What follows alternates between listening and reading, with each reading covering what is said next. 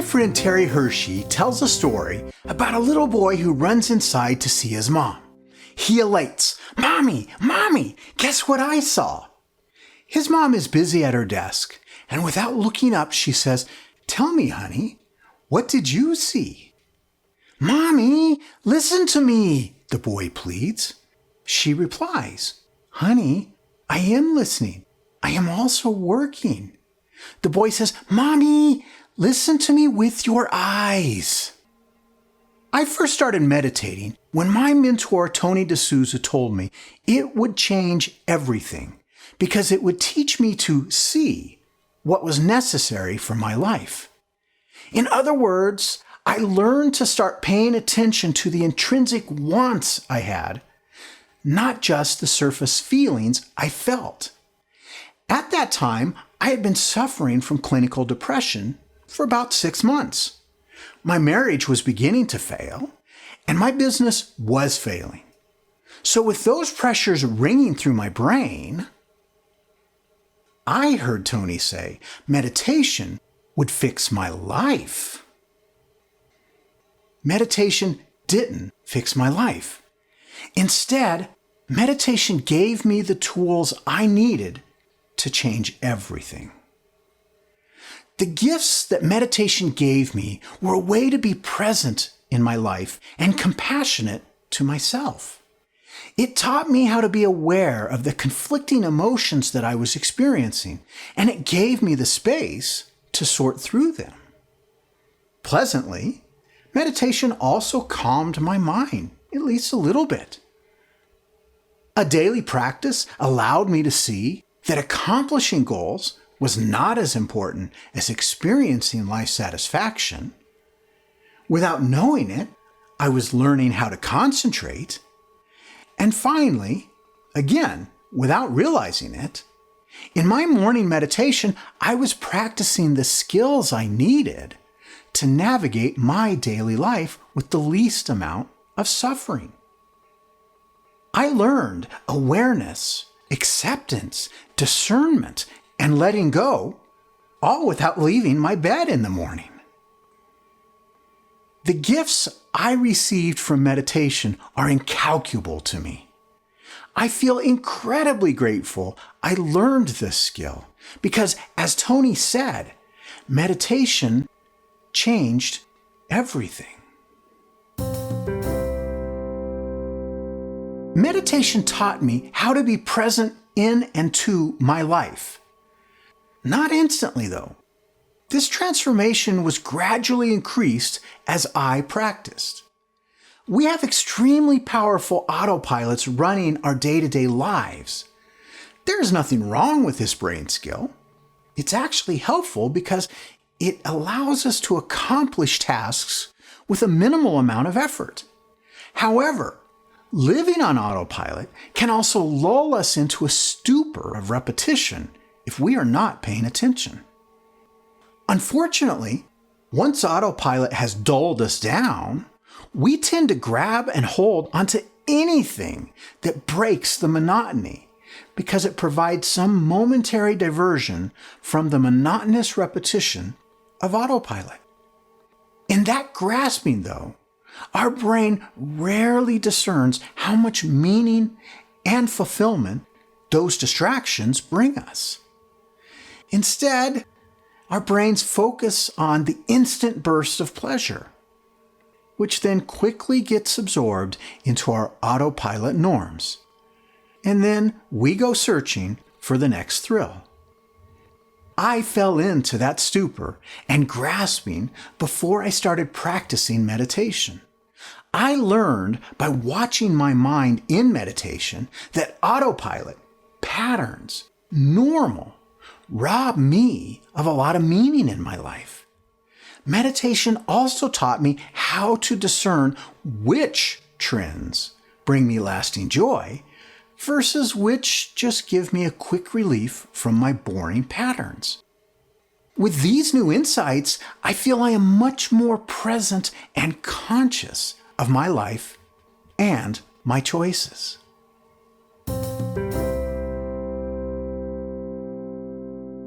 I learned from my dad that productivity is critical for a self-employed person.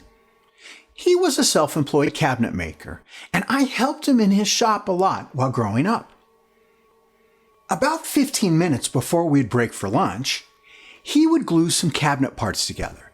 Then we'd go eat, and he'd say, "To be productive, always have glue drying." I took this lesson to heart. I've been self-employed my whole adult life, and I see the wisdom in his words. However, I also allowed that belief to become a trap for me. I put so much effort into trying to keep several projects going using that same time-productive glue drying attitude that I rarely enjoyed the pleasure of the work. The effort of relentlessly trying to be productive took the fun out of my career. Meditation gave my brain the space to discern being productive wasn't satisfying for me. Instead, I began looking at my work as a way to create meaning for myself. Now, I don't make as much money because I'm not as productive, but I feel immensely more satisfied with my life. And ironically, I now have more money to spend because I'm not always buying the latest widget to try and create more productivity. I feel more purposeful because life satisfaction is my goal. My time in meditation allowed me to see and reframe my goals for that satisfaction. Meditation taught me how to concentrate on one thing at a time. For some people, this may seem apparent. For me, it wasn't. I began meditating in the summer of 2009. Starting with my first meditation, I grew impatient with myself. That impatience increased with every meditation after that. Tony and Father Thomas Keating taught me how to meditate using centering prayer as the method. They always said meditation is a non-violent exercise. However, I seem to have ignored that point.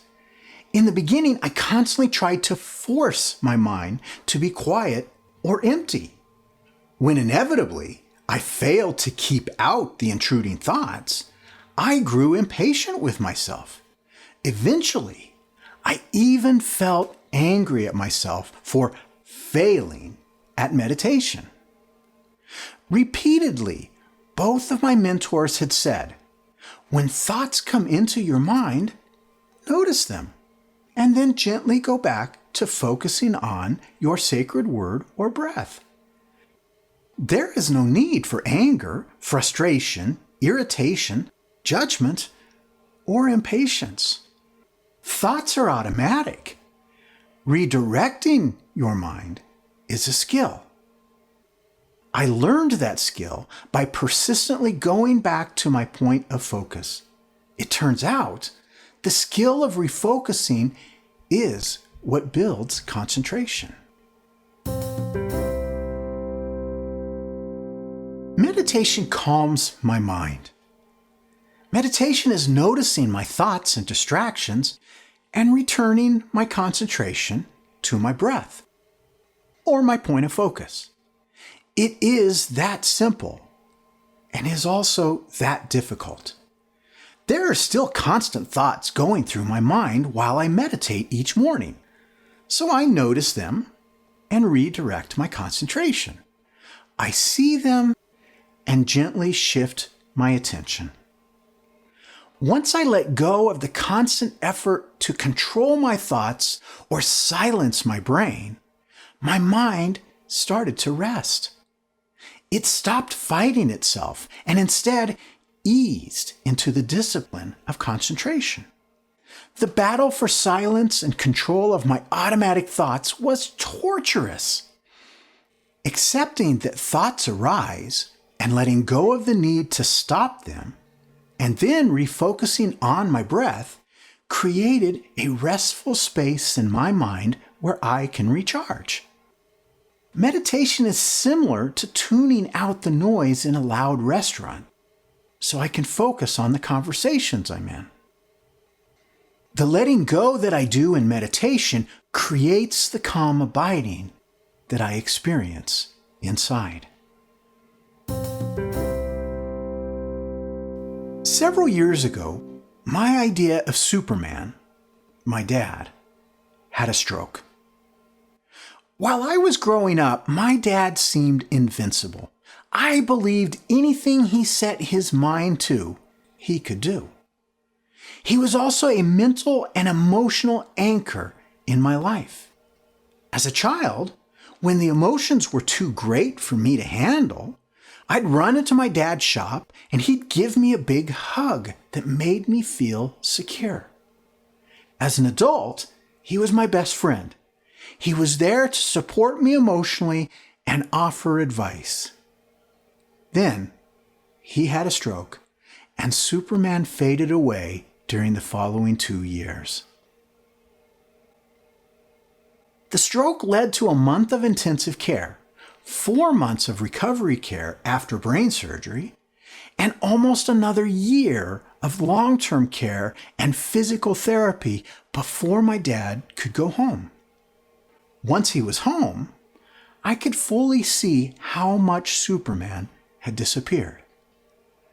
I watched my mom struggle to find her footing as the caretaker of an almost helpless man, and I watched my dad battle to do simple tasks that had been effortless for him before. The results of my meditation practice became profoundly clear during those first 2 years after my dad's stroke. I could not stop the suffering that my parents were experiencing. I could let go of my desire to fix an unchangeable reality. Noticing my wish to change reality, I more easily let go of the negative thoughts and feelings wrapped around the loss of my Superman and watching my mom struggle to adjust. Instead of dwelling on what I could not change, I accepted the way things were. I focused on what was essential now, giving my mom a break and my dad some enjoyment through long lunches and good conversation. Meditation is the skill of noticing and redirecting my attention to my breath. And practicing that skill every morning translates into living that skill every day. Because of my daily meditation, I learned to let go of the trauma, even though I felt sad and I grieved losing my Superman dad. Meditation didn't take away my negative feelings. Instead, meditation helped me to accept reality and work through the changes compassionately. I think the most important skills that I have learned from meditation are awareness, acceptance, discernment, and letting go. These are tools I use every day to navigate my life, so that I accomplish the most amount of life satisfaction with the least amount of suffering. Meditation has taught me how to be present in my daily life and respond consciously. I can be more intentional in my decisions, more present for my wife and loved ones, and I can focus on creating life satisfaction and a feeling that I have a purpose. Tony D'Souza told me meditation would change everything because it would teach me to see the essential parts of life. That is what I have learned practicing meditation. Now, I invite you to discover the benefits of meditation for yourself. If you would like to learn more about meditation, please write to me. Together, let's create a more meaningful and happy life for ourselves. I will be teaching a live class on Zoom about how meditation rewires our brain for joy, peace, and contentment. Will you please join me on Saturday, October 10th from 9 a.m. to 12 noon Mountain Time? You can register for this class at centeringprayer.net. I'll put the link in the description. Additionally, please go to my website and join my newsletter list. I invite you to join me as we both create an easier, happier life for ourselves. Thank you for watching this video. I look forward to hearing from you and to seeing you next time. May you have a peaceful day.